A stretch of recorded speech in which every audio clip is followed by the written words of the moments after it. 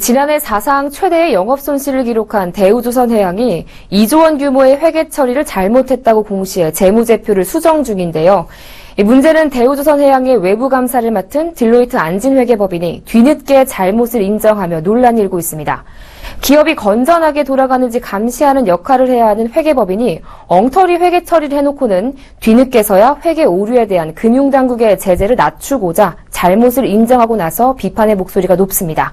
자세한 소식 보도국 김혜영 기자와 알아보겠습니다. 안녕하세요. 네, 안녕하세요. 네, 지금 대우조선해양의 이 분식회계 논란이 거센데요. 외부 감사를 맡은 딜로이트 안진회계법인이 그 논란의 중심에 있다면서요. 어떤 이유에서죠? 네, 그렇습니다. 대우조선해양의 외부 감사를 맡고 있는 딜로이트 안진회계법인은 지난해 대우조선의 5조 5천억 원의 영업손실 중 2조 원가량이 2013년과 2014년에 반영이 되어야 했다며 재무제표 정정을 요구하고 나섰습니다.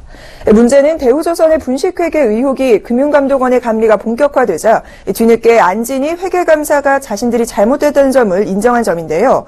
지금까지 국내 조선업계 빅3 중 유일한 흑자 기업이었던 대우조선은 이번 회계 손실에 따라 2013년과 2014년 적자 전환하게 됩니다. 사실상 안진회계법인은 분식회계를 묵인한 것으로 그동안 대우조선을 믿고 투자한 주주들과 관련 업체들은 미칠 영향이 만만치 않을 것으로 보입니다. 네, 회계 오류에 대해서 공동 책임이 있는 딜로이트 안진회계법인이 자신들의 잘못을 스스로 인정했다. 왜 그랬는지 관심이 모아질 것 같은데요. 네, 안진회계법인이 뒤늦게 잘못을 인정한 이유는 제재 수위를 낮추고자 하는 의도가 숨어 있었다는 분석입니다. 실제로 회계법인이 자신의 잘못을 스스로 발견해 수정할 경우 금융당국은 정상을 참작해 제재를 낮춰줄 수 있는데요. 증권선물거래위원회의 부실회계 징계 감경 규정을 보면 감사인이 감리가 시작되기 전에 문제가 된 회계를 바로잡으면 2단계, 감리 이후 정정하면 1단계 징계를 줄여주는 조항이 있습니다. 즉 안진으로서는 증선위에서 1단계 징계 감경을 받을 수 있는 사유가 생긴 셈입니다. 네, 이전에도 기업들이 분식회계를 한 사례들이 꽤 있었는데요. 어떤 사례들이 있었고 또 이것이 시장에 어떤 영향을 미쳤죠? 네, 과거 사례를 좀 짚어보면 금융당국이 대우건설에 3,800억 원의 분식회계를 적발해 법정 최고 금액인 20억 원의 과징금을 부과한 사례가 있었는데요. 이때의 경우 분식에는 고의성이 크지 않았다 판단하고 책임자들을 검찰에 고발하지는 않았습니다. 그러나 이번 대우조선의 경우 분식회계 규모가 수조 원대로 전망되면서 최고 수준의 과징금 부과와 정경영진의 검찰 고발 가능성이 큰 것으로 보입니다. 또 2011년에는 저축은행 부실 사태가 터졌을 때 일인데요. 이 회계법인의 적정 의견 감사 보고서가 첨부된 증권 보고서를 믿고 후순위채를 매입한 투자자들이 큰 손실을 보고 회계법인들을 상대로 소송을 벌이기도 했습니다. 대우조선과 안진도 이번 사태를 계기로 투자자들의 줄소송에 직면할 가능성이 큰 상황입니다.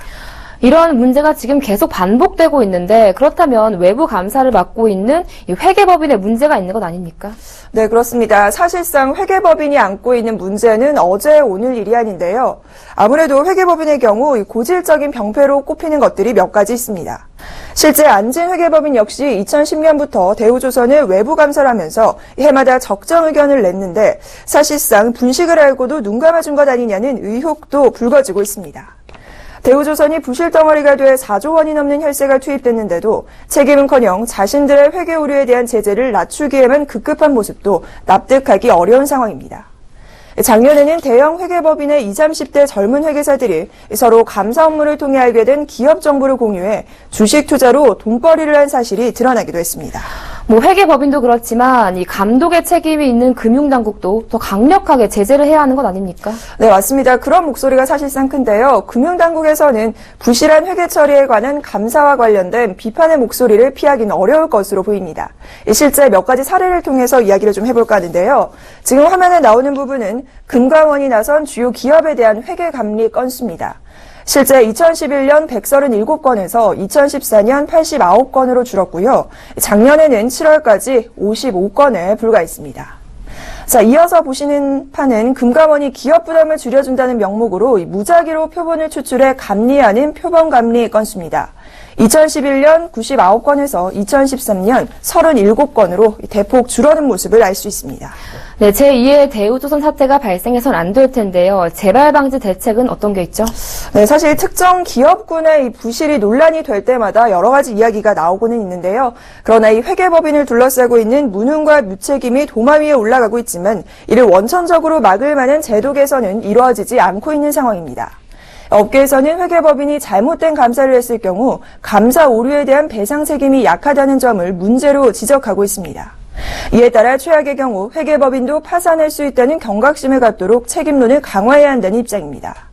그러나 제2의 대우조선 사태를 예방하기 위해서는 감사를 맡은 회계법인뿐 아니라 주체인 기업과 이를 감독하는 금융당국이 각자의 역할을 충실히 소화해내야 한다는 소명의식이 필요해 보입니다. 네, 최근 거세게 논란이 일고 있는 대우조선해양의 분식회계 사태에 대해서 보도국 김혜영 기자와 자세히 알아봤습니다. 오늘 말씀 잘 들었습니다. 고맙습니다.